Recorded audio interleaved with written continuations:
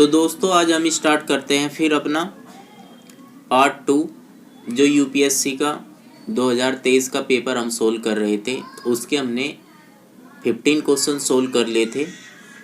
उसके बाद जो आगे के जो क्वेश्चन हैं वे आज हम इस पार्ट में सोल्व करेंगे। बड़े ही अच्छे अच्छे क्वेश्चन हैं और यूपीएससी के क्वेश्चन हैं ये सब। ये पेपर फर्स्ट होता है, जनरल स्टडीज फर्स्ट पेपर। तो चलिए क्वेश्चन नंबर 16 दिया गया है कि निम्नलिखित कथनों पर विचार कीजिए। फर्स्ट स्टेटमेंट दिया है, कुछ छत्रकों मशरूमों में औषधीय गुण होते हैं। कुछ छत्रकों में मन प्रभावी साइको एक्टिव गुण होते हैं। कुछ छत्रकों में कीटनाशी गुण होते हैं। कुछ छत्रकों में जैव संदीप्तिशील बायोल्यूमिनेटिसेट गुण होते हैं। तो इसमें पूछा है कि उपर्युक्त में से कितने कथन सही है। तो हमें इसमें बताना है कि ये जो 4 कथन दिए हुए हैं इन चारों में से कितने कथन सही है। तो दोस्तों जो मशरूम होता है ये एक कवकीय पौधा होता है और इसके ना बहुत सारे गुण होते हैं। तो इसमें जैसे पहला स्टेटमेंट दिया कि कुछ छत्रकों में औषधीय गुण होते हैं, तो ये वाला भी स्टेटमेंट सही है कि हाँ औषधीय गुण होते हैं मशरूमों में। दूसरा है कि इसमें मन प्रभावी गुण होते हैं, ये वाला स्टेटमेंट भी सही है, इसमें मन प्रभावी गुण भी होते हैं। कुछ छत्रकों में कीटनाशी गुण होते हैं, ये वाला भी सही है। कुछ छत्रकों में जैव संदीप्तिशील गुण होते हैं। तो ये चारों के चारों कथन हमारे बिल्कुल सही है, इसलिए इसका जो राइट आंसर हो जाएगा, इसका जो राइट आंसर है वो है कि सभी 4। ये इसका राइट आंसर हो जाएगा क्वेश्चन नंबर 16 का। इसके बाद आगे देख लेते हैं क्वेश्चन नंबर 17। क्वेश्चन नंबर 17 जो दिया गया है इसमें देखते हैं हम कि क्या है। इसमें दिया है भारतीय गिलहरियों के बारे में निम्नलिखित कथनों पर विचार करना है। पहला जो कथन दिया है, वे भूमि में बिल बनाकर अपने नीड का निर्माण करती हैं। क्या ये कथन सत्य है? नहीं। जो गिलहरियां होती हैं वे ना ज्यादातर पेड़ों पर रहती हैं और वे पेड़ों के ऊपर ही अपना घोंसला बनाती है, तो वे भूमि के अंदर बिल नहीं बनाती। तो ये वाला जो कथन है वो ना गलत हो जाएगा। दूसरा है, वे अपने भोज्य पदार्थों जैसे कि दृढ़ फलों, नट और बीजों को भूमि के अंदर जमा करती है। हाँ ये कथन सही है कि जो गिलहरियां होती है वे ज़्यादातर सर्दी के मौसम में अपने खाने पीने के लिए जो नट्स वगैरह होते हैं उनको इकट्ठा कर लेती हैं, ये वाला सही है। तीसरा है कि वे सर्वभक्षी होती है। यस, ये वाला स्टेटमेंट भी कथन सही है। जो गिलहरियां होते हैं वे ना सर्वभक्षी होती हैं, वे कुछ छोटे छोटे जो कीट होते हैं ना, कीड़े होते हैं, उनको भी खाती हैं। तो इसमें जो पहले वाला है वो तो हो जाएगा गलत दोस्तों, ये वाला तो है गलत। बाकी ये 2 स्टेटमेंट जो है वे क्या है, सही है, ये वाला और ये वाला। तो इसके अकॉर्डिंग उपयुक्त में से कितने कथन सही है? केवल 1 है, केवल 2 है, सभी 3 है, कोई भी नहीं। तो इसके अकॉर्डिंग जो हमारा आंसर हो जाएगा वो हो जाएगा ऑप्शन बी, केवल 2। तो 2 स्टेटमेंट इस क्वेश्चन में सही है, बाकी जो पहला स्टेटमेंट है वो गलत है। चलिए इसके बाद आगे क्वेश्चन लेते हैं। Question number 18। क्वेश्चन नंबर 18 जो है इसमें क्या पूछा है? इसमें पूछा है कि निम्नलिखित कथनों पर हमें विचार करना है। कुछ सूक्ष्मजीव जल के क्वथनांक से ऊपर के तापमान वाले वातावरण में पनप सकते हैं। क्या ये कथन सही है? हाँ ये कथन ना सही है। कुछ ऐसे सूक्ष्मजीव होते हैं जो जल का जो क्वथनांक होता है उससे ऊपर के तापमान में भी जीवित रह सकते हैं। दूसरा है, कुछ सूक्ष्मजीव जल के हिमांक से नीचे के तापमान वाले वातावरण में पनप सकते हैं। यस, ये वाला भी स्टेटमेंट हमारा सही है, दूसरे वाला भी। कुछ सूक्ष्म जीव 3 से कम पीएच वाले अत्यंत अम्लीय वातावरण में पनप सकते हैं। हाँ, ये वाला स्टेटमेंट भी बिल्कुल सही है। तो कुछ ऐसे भी जीव होते हैं जो पीएच से अत्यंत कम अम्लीय वातावरण में पनप सकते हैं। तो ये जो तीनों कथन है, ये तीनों के तीनों ही कथन सही है। तो इसके अकॉर्डिंग जो हमारा आंसर होगा, उपयुक्त में से कितने कथन सही है? केवल एक है, केवल दो है, सभी तीन। तो इसका जो राइट आंसर हो जाएगा सभी तीन। तो तीनों ही कथन ये सही है। इसके बाद आगे जो क्वेश्चन है ये पूछा है, निम्नलिखित में कौन किसी वृक्ष या लकड़ी के लट्ठे में बने छिद्र में से कीटों को खुरचने के लिए लकड़ी का औजार बनाता है? तो ये अलग अलग जो जानवर हैं उनके नाम दिए हुए हैं। सबसे पहला दिया है मत्स्यन मॉर्जन फिशिंग कैट, फिर दिया है ओरेंग उटैन, और फिर दिया है उदबिलाओ, और फिर दिया है डी स्लॉथ बियर। तो कौन सा ऐसा इनमें से जीव है जो पेड़ के लट्ठे में जो छिद्र बने होते हैं उसमें से कीटों को खुरचने के लिए लकड़ी जो है उसके औजार का प्रयोग करता है? तो उसका जो राइट आंसर है वो होगा ओरैंग ओटोन, ऑप्शन बी राइट आंसर हो जाएगा क्वेश्चन नंबर 19 का। इसके बाद क्वेश्चन नंबर 20 में पूछा है कि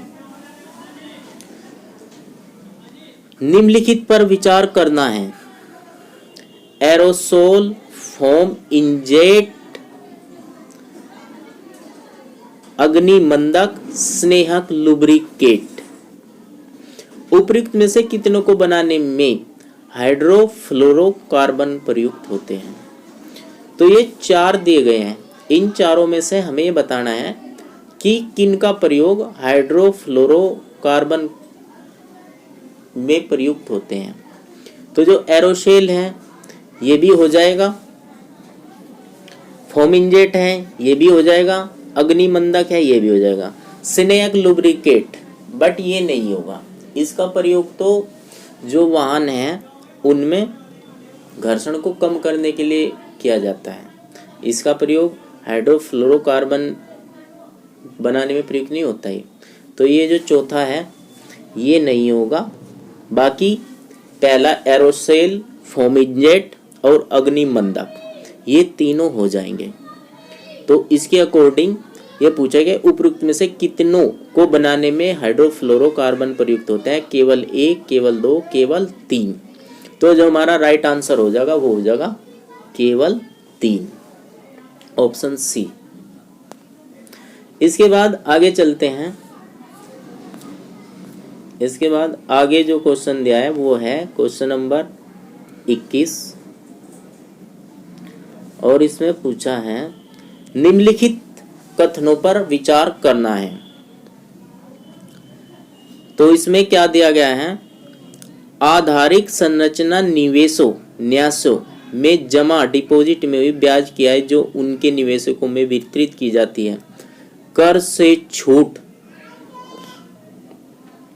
प्राप्त है किंतु लाभांश योग्य नहीं है। फिर क्या दिया गया है? फिर दिया गया है वित्तीय परिसंपत्तियों का प्रतिभूतिकरण और पुनर्गठन तथा प्रतिभूति हित का परिवर्तन अधिनियम 2002 के अधीन इन्वेटीज को ऋणी के रूप में मान्यता देता है। तो इसमें देखना है कि कौन सा कथन सही है और कौन सा गलत है। तो जो पहला कथन है कि आधारिक संरचना निवेश न्यासों में जमा से हुई ब्याज की आय को उनके निवेशकों में वितरित की जाती है, कर से छूट प्राप्त है, तो ये वाला ना गलत है। ये कथन हमारा गलत है, वे कर से छूट प्राप्त नहीं है, इसलिए ये वाला तो हो जाएगा गलत। दूसरा है वित्तीय परिसंपत्तियों का प्रतिभूतिकरण और पुनर्गठन तथा प्रतिभूति हित का परिवर्तन अधिनियम 2002 के अधीन इन्वेटीज को ऋणी के रूप में मान्यता देता है। ये वाला स्टेटमेंट कथन हमारा सही है। तो पहला गलत है, दूसरा सही है। तो इसके अकॉर्डिंग जो हमारा आंसर होगा वो क्या हो जाएगा? ये आंसर हो जाएगा डी, कि कथन एक गलत है किंतु कथन दो सही है। पहला कथन हमारा गलत है बट कथन दो सही है। इसके बाद देखते हैं क्वेश्चन नंबर 22। क्वेश्चन नंबर 22 में क्या पूछा है? निम्नलिखित कथनों पर विचार कीजिए। कोविड विश्व महामारी के बाद के हाल के विगत काल में पूरे विश्व में अनेक केंद्रीय बैंकों ने ब्याज दरें बढ़ा दी थी। बैंकों ने ब्याज दरें बढ़ा दी थी, ये बात सही है। कथन दो, आमतौर पर केंद्रीय बैंक मानते हैं कि उनके पास बढ़ती हुई उपभोक्ता कीमतों का मौद्रिक नीति के उपायों से प्रतिकार करने की सामर्थ्य है। तो ये वाला जो स्टेटमेंट है ये भी सही है कि हाँ, जो केंद्रीय बैंक होता है, जैसे भारत का केंद्रीय बैंक आरबीआई है, तो बैंक इस चीज को मानते हैं कि मौद्रिक नीति का जो प्रतिकार करने की उनकी सामर्थ्य उनके पास है। और कोविड महामारी के टाइम पे बैंकों ने ऐसा ही किया था, ब्याज दरें जो थी वो बढ़ा दी थी। तो पहला कथन और दूसरा कथन ये दोनों ही कथन सही है। और इसमें इसके अकॉर्डिंग क्या हो जाएगा? कथन एक और कथन दो दोनों सही है तथा कथन दो कथन एक की सही व्याख्या है। तो स्टेटमेंट दोनों सही है, इसलिए ऑप्शन ए हमारा राइट आंसर हो जाएगा। इसके बाद चलिए 22 हो गया है। तो दोस्तों इसके बाद आता है क्वेश्चन नंबर 23। निम्नलिखित कथनों पर विचार कीजिए। कथन पहला जो दिया गया है, ऐसी संभावना है कि कार्बन बाजार जलवायु परिवर्तन से निपटने का एक सबसे व्यापक साधन हो जाए। पहला जो कथन है वो ये दिया है। दूसरा जो कथन दिया है, कार्बन बाजार संसाधनों को प्राइवेट सेक्टर से राज्य को स्थानांतरित कर देते हैं। दूसरा स्टेटमेंट ये है।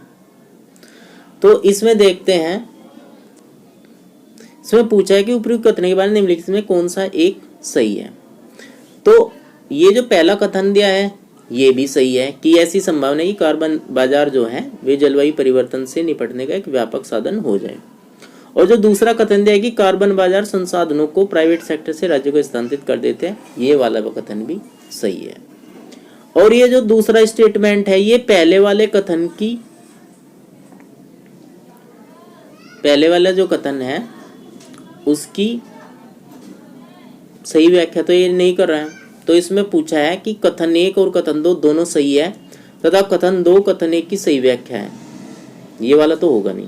दूसरे कथन एक और कथन दो दोनों सही है तथा कथन दो कथन एक की सही व्याख्या नहीं है, ये वाला जो बी ऑप्शन है ये वाला राइट आंसर हो जाएगा कि पहला कथन भी सही है दूसरा भी कथन है, पर जो कथन दो है वो कथन एक की सही व्याख्या नहीं कर रहा है, इसलिए हमारा राइट आंसर हो जाएगा बी। इसके बाद है क्वेश्चन नंबर 24। क्वेश्चन नंबर 24 में पूछा है, भारतीय रिजर्व बैंक की निम्नलिखित से किस एक गतिविधि को बंधकरण स्टेरिलाइजेशन के एक भाग के रूप में माना जाता है। तो इसमें पहला जो ऑप्शन दिया है कि खुला बाजार कार्यवाही का संचालन, दूसरा दिया है कि निपटारा और भुगतान प्रणालियों की निगरानी, तीसरा दिया केंद्र सरकार और राज्य सरकारों के लिए ऋण एवं रोकड़ प्रबंधन, और चौथा दिया है कि गैर बैंक वित्तीय संस्थानों के कार्यों का विनियमन। तो इसमें जो राइट आंसर हो जाएगा कि भारतीय रिजर्व बैंक की निम्नलिखित किस एक गतिविधि को बंधकरण कहा जाता है। तो किसको कहा जाता है?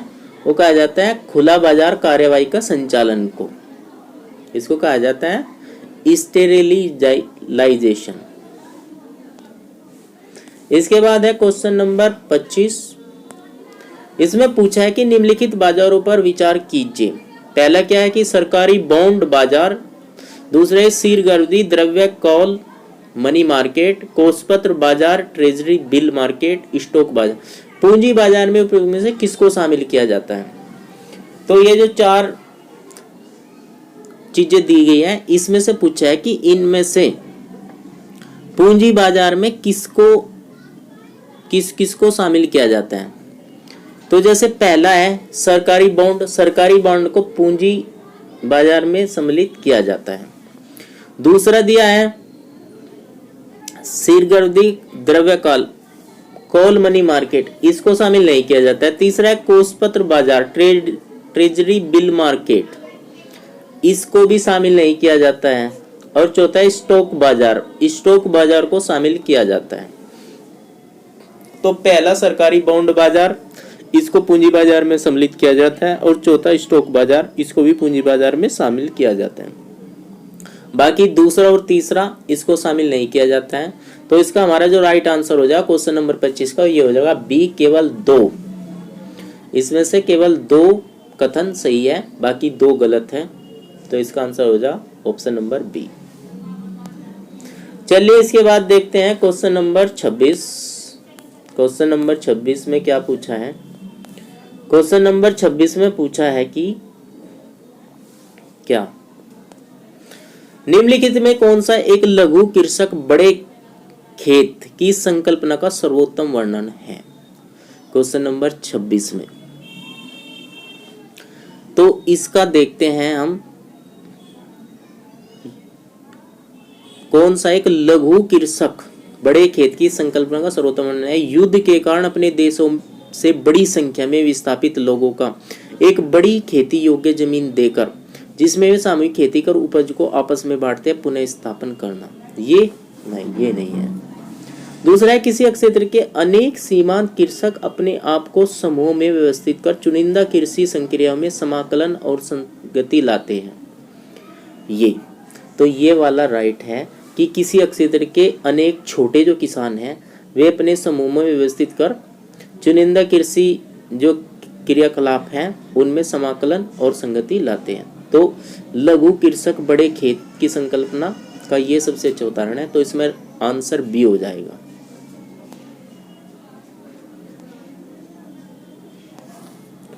इसके बाद देख लेते हैं आगे क्वेश्चन नंबर 27। क्वेश्चन नंबर 27 में पूछा है कि निम्नलिखित कथनों पर विचार करना है। भारत सरकार काले जो तिल होते हैं के बीजों के लिए न्यूनतम समर्थन मूल्य कीमत उपलब्ध कराती है। तो ये वाला बिल्कुल सही है, हाँ ऐसा कराती है भारत सरकार। काले तिल की खेती खरीफ की फसल के रूप में की जाती है, हाँ ये वाली बात भी बिल्कुल सही है। काले तिल की खेती जो है वो खरीफ की फसल के रूप में ही की जाती है। खेती ना 3 प्रकार की होती है, एक रबी की फसल होती है, एक खरीफ होती है और एक जायद की फसल होती है। जो तिलों की खेती होती है वो आती है खरीफ की फसल के अंतर्गत। इसके बाद है भारत के कुछ जनजातीय लोग काले तिल के बीजों का तेल भोजन पकाने के रूप में करते हैं। बिल्कुल राइट, करते होंगे, हो सकता है ऐसा। तो इसमें तीनों ही कथन सही है। तो इसके अकॉर्डिंग हमारा जो राइट आंसर हो जाएगा वो हो जाएगा ऑप्शन सी, सभी तीनों के तीनों ही कथन हमारे राइट है। चलिए इसके बाद देखते हैं आगे क्वेश्चन नंबर 28। और क्वेश्चन नंबर 28 में पूछा गया है कि निम्नलिखित परिसंपत्तियों में निवेशों पर विचार हमें करना है। ब्रांड पहचान, माल सूची, बौद्धिक संपदा, ग्राहकों की डाक सूची, उपयुक्त में से कितने अमूर्त निवेश माने जाते हैं?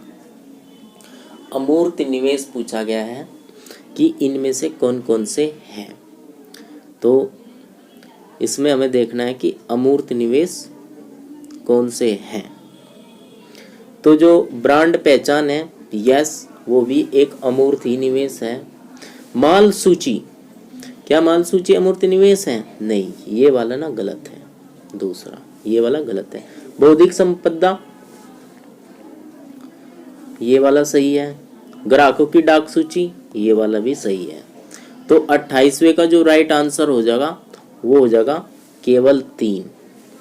तो इसमें जो माल सूची है वो अमूर्त नहीं है, बाकी ये जो 3 है ये अमूर्त निवेश माने जाते हैं। अमूर्त का मतलब होता है जो कि भौतिक ना हो, एक तरह से भौतिक चीज़ें जैसे प्रॉपर्टी है, गाड़ियाँ हैं, इस तरह की चीज़ें क्या होते हैं? मूर्त। अमूर्त क्या होगी?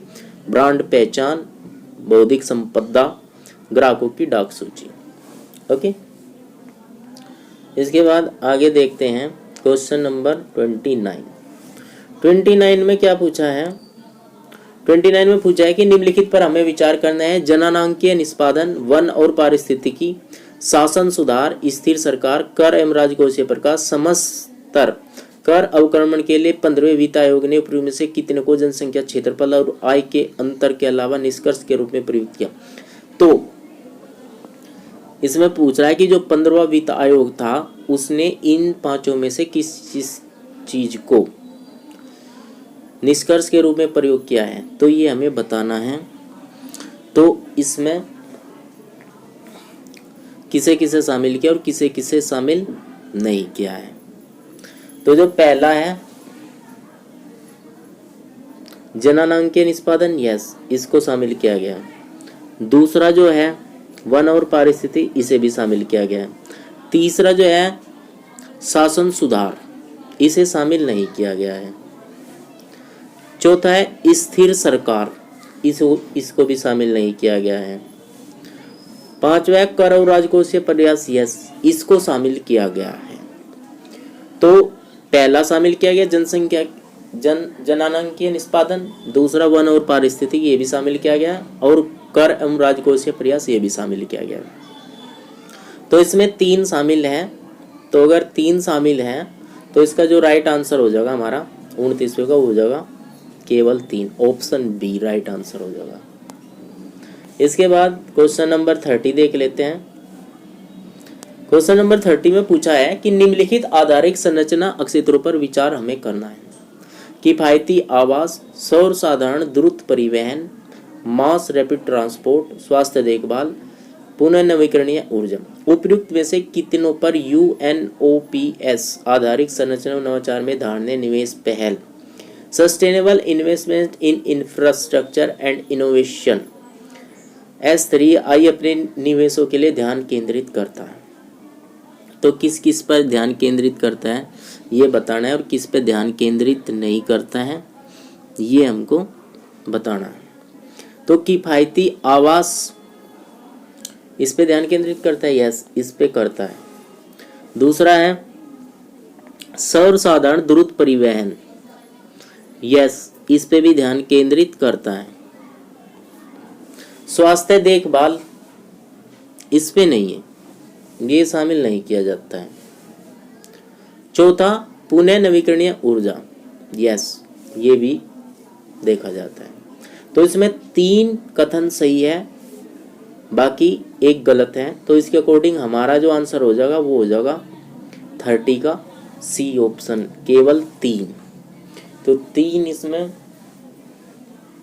कथन सही है, बाकी ये वाला गलत है। किफायती आवास हो जाएगा, सौर साधारण द्रुत परिवहन हो जाएगा, और पुनः नवीकरणीय ऊर्जा होगा। इसके बाद क्वेश्चन नंबर 31 में पूछा है कि सारभूत रूप में विधि की सम्यक प्रक्रिया का अभिप्राय क्या है। तो ये जो आपके क्वेश्चन आ गए हैं इसमें पूछा है विधि की सम्यक प्रक्रिया का अभिप्राय क्या है। नैसर्गिक न्याय का सिद्धांत, विधि द्वारा स्थापित पद्धति, विधि की निष्पक्ष प्रयुक्ति, और विधि के समक्ष समानता। तो इसमें जो राइट आंसर हो जाएगा वो हो जाएगा विधि की सम्यक प्रक्रिया होती है नैसर्गिक न्याय का सिद्धांत, ये वाला राइट आंसर हो जाएगा इसमें। इसके बाद क्वेश्चन नंबर 32 देख लेते हैं। भारत में दैनंदिन जेल प्रशासन के लिए जेलों का अनुरक्षण राज्य सरकार अपने नियमों और विनियमों से करती है। ये कथन सही है कि गलत है? ये कथन सही है। राज्य सरकारों का ये विषय होता है, जो जेलें होते हैं वे होते हैं राज्य सरकार के अंडर में। इसके बाद कथन दूसरा है कि भारत में जेल का नियंत्रण जेल अधिनियम 1884 द्वारा किया जाता है, जिसे जेल का विषय स्पष्ट रूप से प्रांतीय सरकारों के नियंत्रण में रहा है। यस, ये वाला कथन भी सही है। तो ये दोनों ही स्टेटमेंट क्या है, ये सही है दोनों के दोनों। तो अगर ये दोनों स्टेटमेंट सही है तो हमारा उपयुक्त में नहीं मिलेगा कौन सा कथन सही है। कथन 1 और कथन 2 दोनों सही है, तथा कथन 2 कथन 1 की सही व्याख्या ये वाला ऑप्शन ए हमारा सही हो जाएगा, कि जो कथन 2 है वो कथन 1 की सही व्याख्या कर रहा है। ओके, इसके बाद देख लेते हैं, निम्नलिखित में कौन सा एक कथन किसी देश के संविधान के मुख्य प्रयोजन का सर्वोत्तम रूप से प्रतिबिंबित करता है। सवाल है कि निम्नलिखित कौन सा कथन है जो देश के संविधान के मुख्य प्रयोजन को सर्वोत्तम रूप से प्रतिबिंबित करता है। यह आवश्यक विधियों के निर्माण के उद्देश्य का निर्धारण करता है। नहीं, ऐसा तो नहीं है। यह राजनीतिक पदों और सरकार के सर्जन को सुकर बनाता है। ऐसा भी नहीं है। यह सरकार की शक्तियों को परिभाषित और सीमाबद्ध करता है। यस, ये है, यह सरकार की शक्तियों को परिभाषित और सीमाबद्ध करता है। तो ऑप्शन सी हमारा राइट आंसर हो जाएगा कि जो देश का संविधान है उसका कार्य ये होता है कि सरकार की जो शक्ति है उन्हें वो परिभाषित करेगा और सीमाबद्ध करेगा। ऐसा नहीं है कि सरकार अपनी मनमर्जी से जो चाहे वो कर सकती है। वो बताता है कि कहाँ तक सरकार क्या क्या कर सकती है और क्या क्या सरकार नहीं कर सकती है। इसके बाद होता है क्वेश्चन नंबर 34, और क्वेश्चन नंबर 34 दोस्तों यूपीएससी ने ये क्वेश्चन हटा दिया था उस साल, तो इस क्वेश्चन को हम नहीं लेंगे। ये क्वेश्चन यूपीएससी ने हटा दिया था, 34 को छोड़ देते हैं।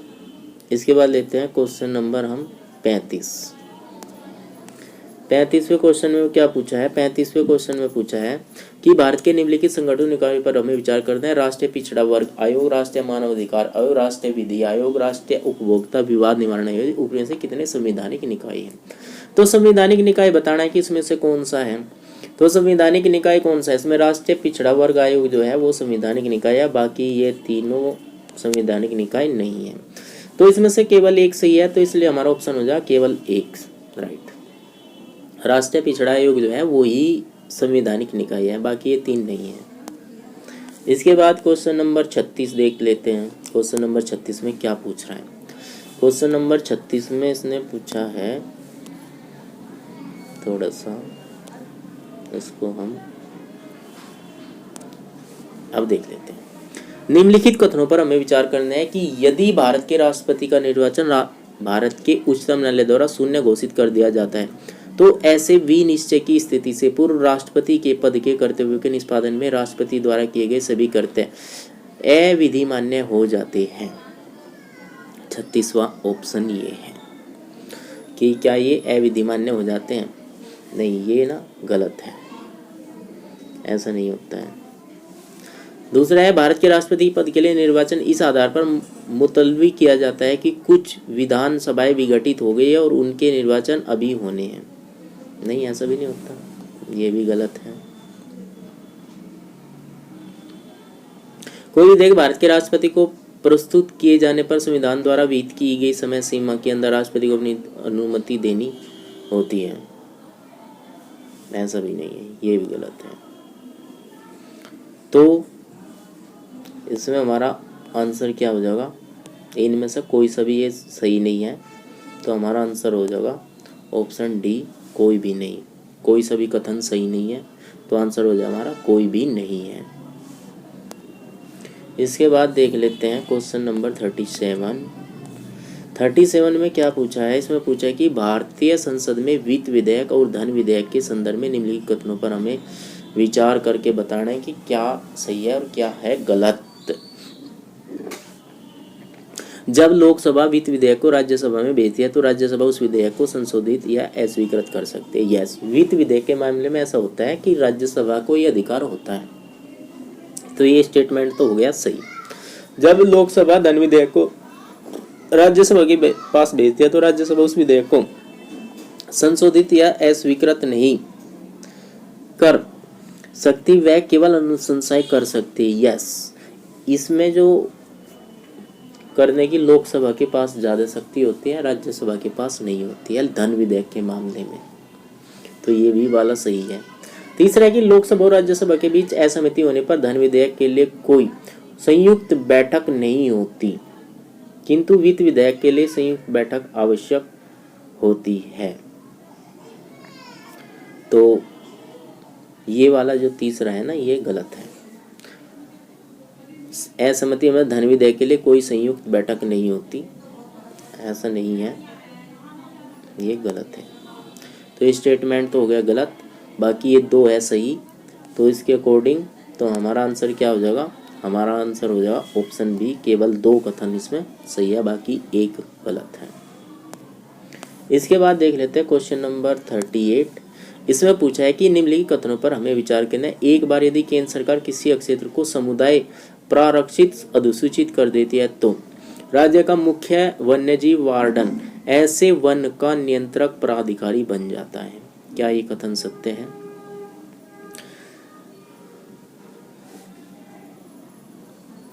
नहीं,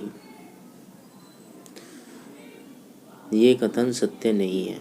राज्य का मुख्य वन्यजीव वार्डन ऐसे वन का नियंत्रक अधिकारी बन जाता है, नहीं, ये सही नहीं है।